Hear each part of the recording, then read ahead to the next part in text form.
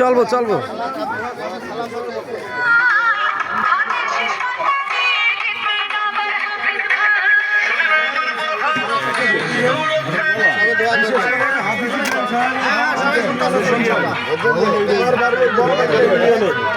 উনি যদি এমপি হয় আমরা যে কোনো জায়গায় গর্বের সহিত বলতে পারবো যে হাফিজ ইব্রাহিম সাহেব আমাদের এলাকার 2001 থেকে 2006 সাল পর্যন্ত এই বুরহানুদ্দিন দৌলত খানের থাকাকালীন অবস্থায় উনি ব্যাপক উন্নয়ন করছে, রাস্তাঘাট করছে, প্রত্যেকটা বাড়িতে বাড়িতে কালভার্ট, ব্রিজ, এই পলিটেকনিক্যাল পাওয়ার প্ল্যান্ট সহকারে অনেক উন্নয়নমূলক কাজ করছে।